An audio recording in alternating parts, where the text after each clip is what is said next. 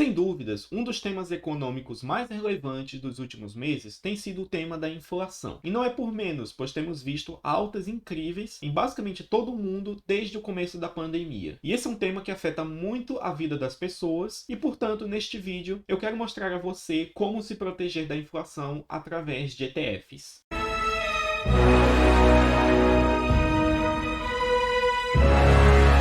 E saudações àqueles que nos assistem. Sejam bem-vindos ao canal da Climb Investimentos, uma empresa de consultoria dedicada a trazer o melhor conteúdo para você, investidor. Meu nome é Josué e eu sou analista de valores mobiliários. Por aqui nós falamos sobre economia, mercados e investimentos, tudo isso sobre uma perspectiva de internacionalização. Portanto, se você gosta desse tipo de conteúdo, já se inscreve aí no canal, deixa seu like no vídeo, aperte o sininho para receber as notificações sempre que sair um vídeo novo e compartilhe esse vídeo nas suas redes sociais. Porém, sem mais delongas, vamos ao vídeo. Antes de seguir falando da inflação e por que ela está tão alta no mundo inteiro, basicamente, eu preciso comentar sobre a verdadeira definição do que é inflação. Isso é importante, pois, quando falamos de temas econômicos assim, definições são muito importantes. E o que ocorre é que a inflação não é o aumento de preços na economia. Na verdade, a inflação é a perda de poder de compra do dinheiro. Ou seja, inflação não significa que as coisas estão ficando caras. Significa apenas que o dinheiro é que está ficando mais barato. Então, a mesma quantidade de coisas vão poder comprar mais dinheiro. Isso daqui é importante, pois deriva do fato de que a curva da oferta e da demanda, que diz que quanto maior é a oferta de um bem, ceteris paribus, ou seja, com tudo o resto constante, se a oferta de um bem aumenta, seu preço cai. E essa mesma lei se aplica ao próprio dinheiro. Nesse sentido, o poder de compra de qualquer moeda sempre vai ser determinada pela relação que existe entre a oferta de dinheiro e a demanda por dinheiro. E o que ocorre é que a demanda por dinheiro tende a ser mais ou menos constante, pois afinal as pessoas sempre têm suas necessidades, sejam elas mais imediatas ou mais a longo prazo. E ela realmente só muda muito quando existem períodos de grande crise, como por exemplo o estouro da pandemia em 2020, e nesses períodos realmente as pessoas demandam muito mais desse dinheiro. Mas em situações normais, o que determina a variação do poder de compra de uma moeda não é a demanda e sim a oferta. E é justamente nesse lado da oferta de dinheiro onde vemos a principal causa para a inflação que temos visto nesses últimos meses. E a fim de poder monitorar a oferta de dinheiro na economia, eu gosto de utilizar o agregado monetário M2, pois o M2 ele consiste basicamente em somar quase todo o dinheiro que circula na economia, seja ele as notas físicas, os depósitos bancários, o crédito e etc. E para poder analisar o agregado M2, segue aí na tela esta imagem. Essa imagem daí mostra o agregado M2 para o caso do dólar. E o que nós observamos é que a oferta de moeda vem aumentando de forma contínua desde,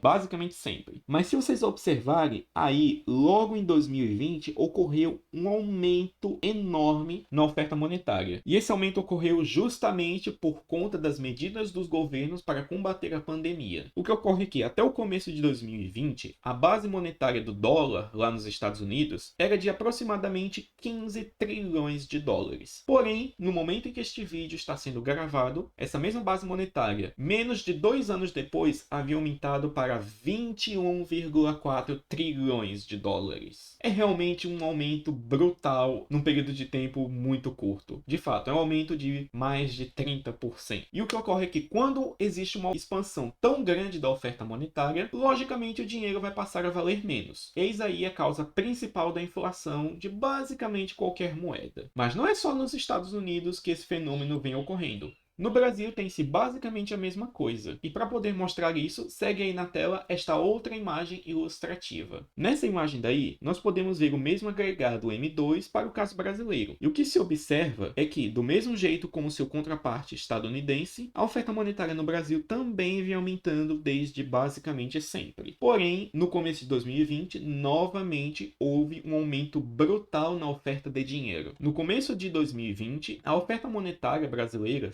girava em torno de 3 trilhões de reais. Porém, no momento em que este vídeo está sendo gravado, essa oferta havia aumentado para incríveis 4,15 trilhões. É um aumento também na ordem de 30%.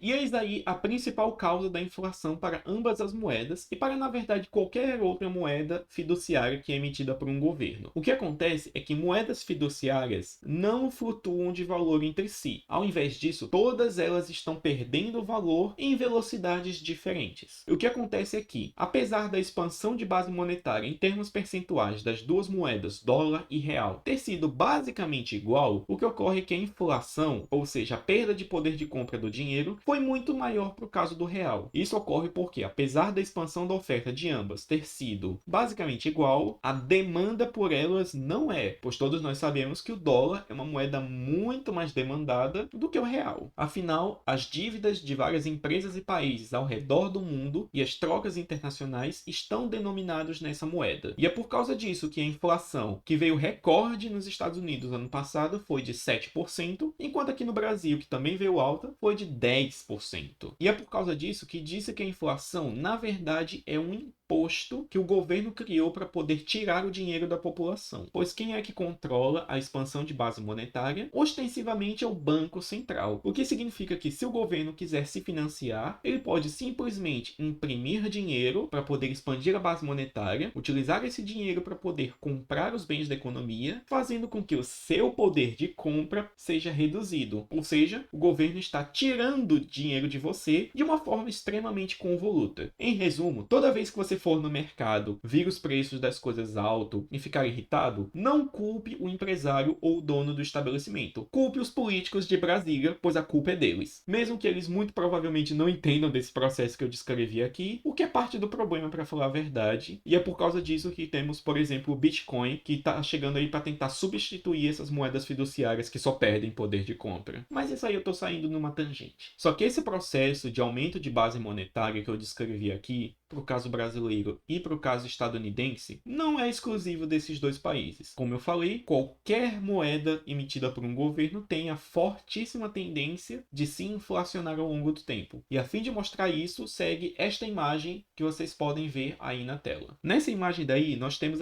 as inflações de vários países. E o que se observa é que ela está alta, de forma geral, acima de 4% em boa parte dos países relevantes. É claro, no meio dessa figura, o Brasil está mal, pois ele, além de ter expandido muito a sua base monetária, expandiu a base numa moeda que quase ninguém no mundo tem demanda, o que faz com que a perda de poder de compra seja ainda maior, para falar a verdade. E agora que você já entendeu o que é inflação e quem é o verdadeiro culpado por ela, eu preciso te mostrar como se proteger. E a fim de mostrar isso, eu irei falar de 3 ETFs que te protegem da inflação, pois eles reajustam o seu preço, no mínimo pela inflação e muitas vezes acima dela. E esses 3 ETFs são fundos que investem em categorias de ativos no mercado que fornecem uma proteção contra a inflação. E esses 3 ativos que eu quero falar são o ouro, os títulos públicos estadunidenses e as commodities. E o que ocorre é que uma boa estratégia de proteção contra a inflação no longo prazo possui 2 camadas de proteção. A primeira é a camada do ativo e a segunda é a camada da moeda. E o que ocorre é que, como eu demonstrei, o dólar é uma moeda que tem uma demanda muitíssimo maior que a do real. Portanto, a tendência dele é se desvalorizar mais lentamente do que o real. Logo, você possuir dólar na sua carteira é sim uma proteção contra a inflação do real. Porém, o dólar também se inflaciona. Então, nós precisamos de alguma coisa para te proteger contra a inflação do dólar. E é nesse ponto onde entram os ativos que eu comentei agora há pouco. E o primeiro ETF que eu quero comentar aqui neste vídeo é o ETF IAU, que ele investe em barras de ouro físico. E vocês podem ver o resumo das informações desse fundo através da imagem que segue aí na tela. O IAU ele é um ETF que compra barras de ouro físico e armazena elas em cofres espalhados ao redor do mundo. Dessa forma, quando você compra uma cota desse fundo, você está tendo um lastro em barras de ouro e, portanto, o preço da cota desse fundo tende a se reajustar segundo a inflação, principalmente do dólar. E ele possui uma taxa de administração baixíssima de apenas 0,25% ao ano. Ou seja, é isso que você paga para poder não perder poder de compra todo ano. E o que ocorre é que o ouro é uma reserva de valor milenar, pois afinal ele já é valorizado pela humanidade há milhares de anos e ele está aí justamente por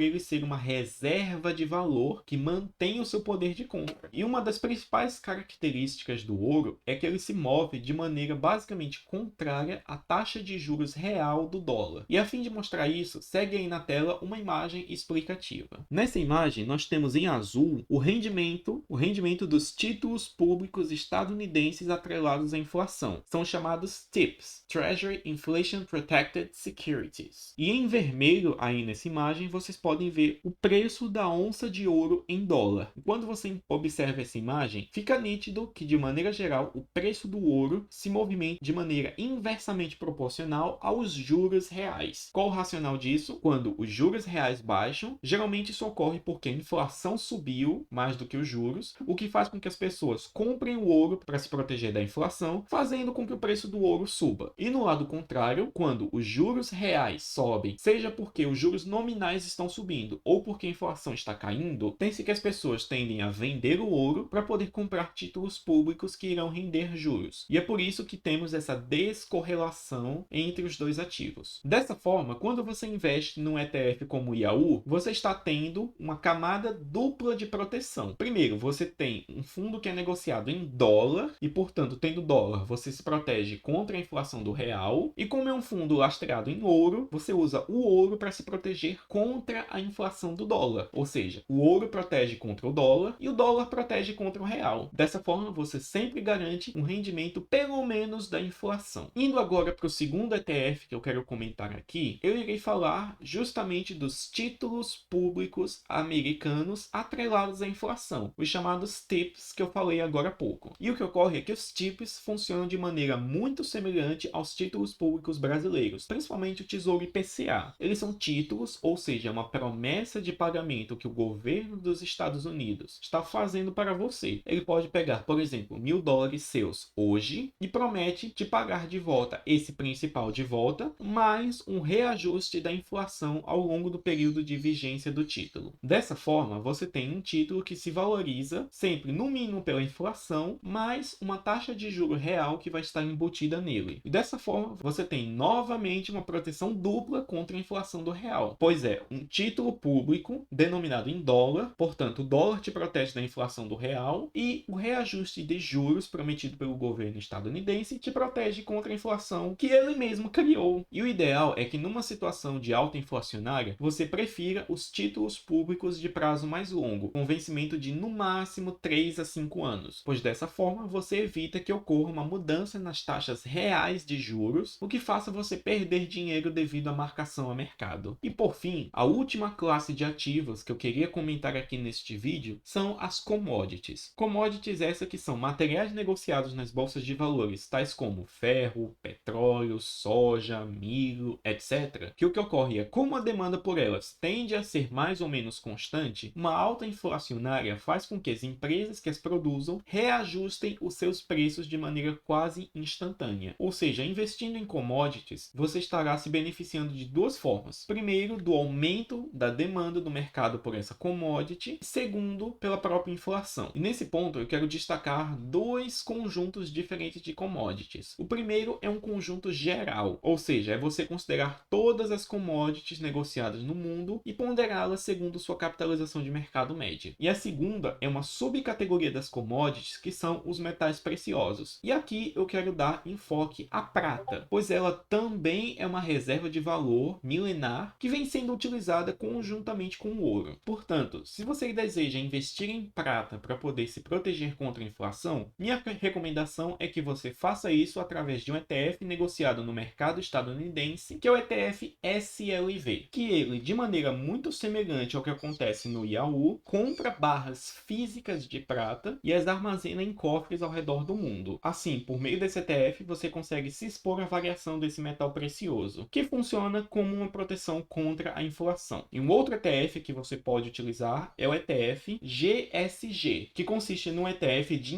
empresas de commodities que investem segundo a capitalização de mercado delas. E são esses os 3 ETFs que eu queria mostrar no vídeo de hoje. Mas tudo não para por aqui, pois existe uma dica bônus que eu queria dar, que é uma quarta forma de proteção contra a inflação, que consiste numa reserva de valor muito promissora, mas que ao contrário do ouro e da prata, ainda não passou no teste do tempo. E essa reserva é o Bitcoin. O que acontece é que o Bitcoin é chamado de o ouro digital, pois ele possui muitas das características desse metal precioso. Ele é um ativo que tem oferta fixa, e o Bitcoin, apesar de ser muito volátil, também funciona como uma reserva para a inflação devido ao seu limite fixo de 21 milhões de unidades. E pode parecer estranho que um ativo digital possua um limite fixo, mas isso é um assunto que eu já abordei no outro vídeo e que eu irei deixar o link aqui no izinho. Mas para os propósitos desse vídeo, basta dizer que é impossível que existam mais do que 21 milhões de unidades de Bitcoin. E quanto a você, está preocupado com a inflação? Ficou feliz em saber que existem formas de se proteger dela? Me conta aí nos comentários, pois neste vídeo nós vamos ficando por aqui.